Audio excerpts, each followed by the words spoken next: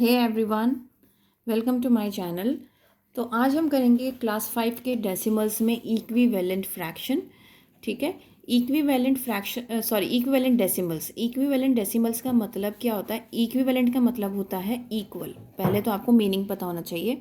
ठीक है, अब सपोज करो मेरे पास कुछ डेसिमल नंबर्स हैं 2.03, 2.030, 2.0300। ठीक है, ये तीन नंबर्स मैंने आपके सामने लिखे हैं डेसिमल के। अब मुझे बताना है क्या ये इक्विवेलेंट डेसिमल्स हैं या नहीं। तो सबसे पहले आपको क्या चेक करना होता है कि डेसिमल के बाद आपके पास कितनी डिजिट्स हैं। जैसे यहाँ पर 2 है, यहाँ पर 3 है, यहाँ पर 4 है। तो क्या ये इक्विवेलेंट डेसिमल्स हैं? अब आपको क्या चेक करना है, डेसिमल के बाद 0.3 है, यहाँ पे भी 0.3 है, यहाँ पे भी 0.3 है। ठीक है, लेकिन उसके बाद यहाँ पर एक ज़ीरो लगा हुआ है, यहाँ पर 2 ज़ीरोज़ लगे हुए हैं, इसलिए यहाँ पर 3 डिजिट हो गई, यहाँ पर 4 डिजिट हो गई। तो आपको एक रूल पता होना चाहिए कि डेसिमल के बाद अगर कोई भी डिजिट लिखी हुई है, ठीक है, और उसके बाद मैं कोई भी कितने भी ज़ीरो लगा दूँ उसकी कोई वैल्यू नहीं होगी। ठीक है, डेसिमल के बाद अगर कोई डिजिट लिखी हुई है और उसके बाद चाहे मैं कितने ही ज़ीरो लगा दूँ उसकी कोई वैल्यू नहीं होगी। तो दैट मीन्स इसको भी मैं 2.03 ही कहूँगी और इसको भी मैं 2.03 ही कहूँगी। इस केस में ये एक इक्विवेलेंट डेसिमल है।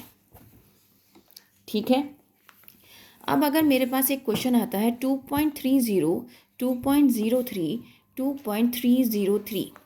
अब मुझे फिर से क्या चेक करना पड़ेगा कि डेसिमल के बाद कितने डिजिट्स हैं। यहाँ 2 हैं, यहाँ पर भी 2 हैं, यहाँ पर 3 है, बट दिस टाइम 2.3 है ये। जैसे कि मैंने बताया, डिजिट के बाद कितने भी आप ज़ीरोज़ लगा दो उसकी कोई वैल्यू नहीं है, राइट। तो हमें यहाँ पे चेक करना है कि ये डेसिमल के बाद कितने डिजिट्स हैं। तो ये 2 डिजिट्स हैं, बट हमें ये भी चेक करना है क्या ये सब सेम है। बट यहाँ पर अगर देखा जाए तो ये 2.3 है, जैसे कि यहाँ पर बताया गया था कि डेसिमल के बाद आप चाहे एक डिजिट के बाद चाहे आप कितनी भी ज़ीरोज़ लगा लो तो वो सिंगल डिजिट ही रहेगी, दैट मीन्स 0.2 ही रहेगा। ऐसे यहाँ पर 2.3 है, ये 2.03 है।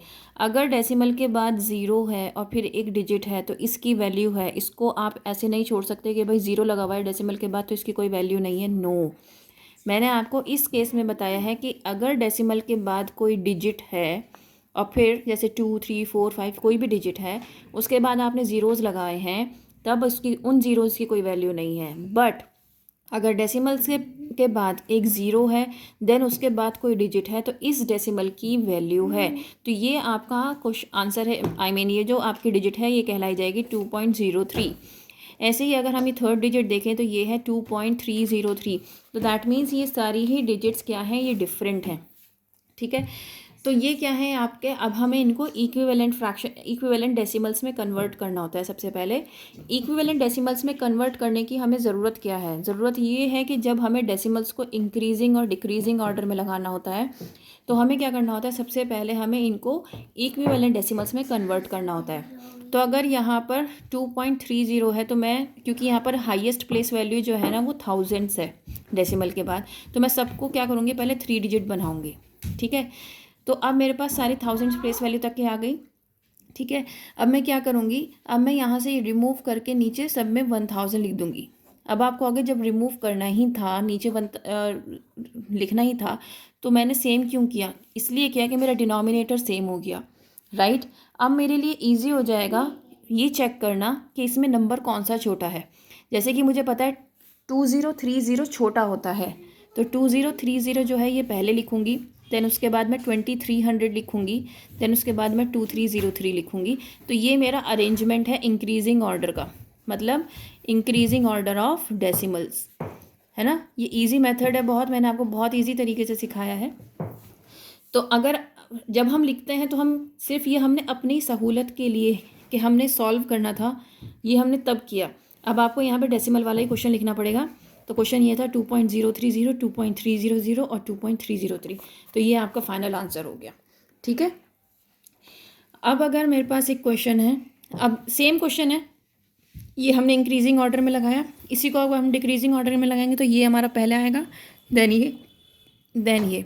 ठीक है, उम्मीद करती हूँ ये वाला इक्विवेलेंट फ्रैक्शन वाला पार्ट आपको समझ में आया होगा, क्योंकि इस इक्विवेलेंट फ्रैक्शन हम तब यूज़ करते हैं जब हमें इंक्रीजिंग और डिक्रीजिंग ऑर्डर करना होता है।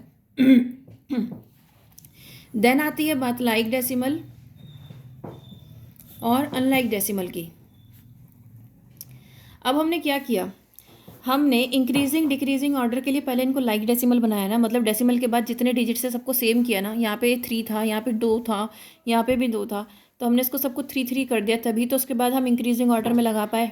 तो दैट मीन्स लाइक डेसिमल वो होते हैं जब डेसिमल के बाद इक्वल नंबर ऑफ डिजिट्स होती हैं, ठीक है। लेकिन जैसे कि मैंने यहाँ पर आपको बताया 2.03, 2.030, 2.0300, तो क्या ये इक्वल हैं? बिल्कुल इक्वल हैं। और ये लाइक डेसिमल भी हैं। क्यों है लाइक डेसिमल? क्योंकि मैंने आपको ये वाला रूल बताया है, डेसिमल के बाद अगर डिजिट है और फिर 0 0 0 हैं, इन जीरोज़ की कोई वैल्यू नहीं है। अगर मैं इसको कट कर दूँ, इसको कट कर दूँ, तो मेरे पास हर डेसिमल के बाद 2 डिजिट हैं, ठीक है। तो इसी तरीके से अनलाइक डेसिमल वो होते हैं जब हमारे पास सेम डिजिट ना हो। अगर मेरे पास ये नंबर है, ठीक है, तो यहाँ पर देखो आप, डेसिमल के बाद 2 है, यहाँ पर डेसिमल के बाद 3 डिजिट है, यहाँ डेसिमल के बाद 2 डिजिट, दैट मीन्स ये एक अनलाइक डेसिमल है, ठीक है।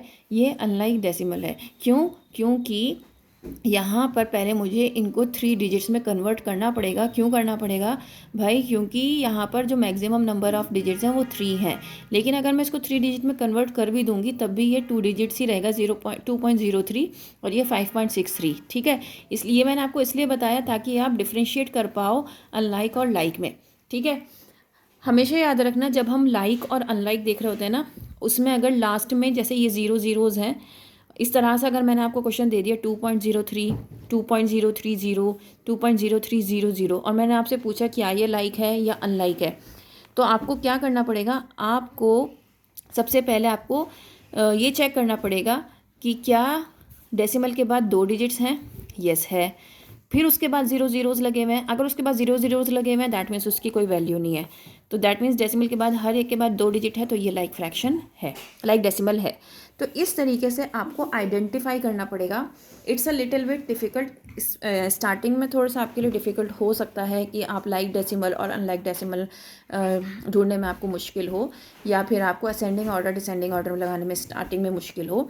लेकिन जैसे जैसे आप इसको प्रैक्टिस करेंगे ना, वैसे वैसे ये आपके बिल्कुल प्रैक्टिस में आ जाएगा और आपके लिए बिल्कुल भी ये मुश्किल नहीं रहेगा। दूसरी बात ये, जब हम लाइक डेसिमल, अनलाइक डेसिमल और इक्विवेलेंट फ्रैक्शन की बात करते हैं तो ये हमें एक जगह और हेल्प करता है, वो है हमारा डेसिमल।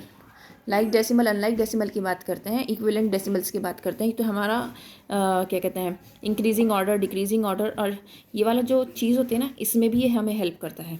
अगर एक जगह नंबर लिखा हुआ है 2.305 और इधर नंबर लिखा है 3.42, तो अब मुझे ये बताना है कि कौन सा बिग नंबर है। ये तो ईजिली आप बता दोगे क्योंकि ये जो मेरा होल नंबर है ये बड़ा है, तो दैट मीन्स ये बड़ा है। लेकिन अगर मैं सेम नंबर दे दूँ और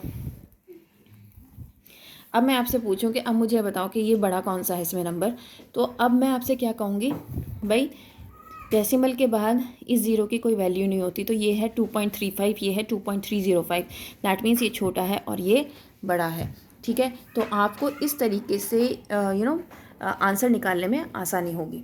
उम्मीद करती हूँ कि इतना आपको समझ में आया होगा, क्योंकि अब मैं इसकी वर्कशीट्स अपलोड करूँगी, तभी आप जब उनको सॉल्व करेंगे अच्छे से उनको समझ पाएंगे। That's all from my side, thank you.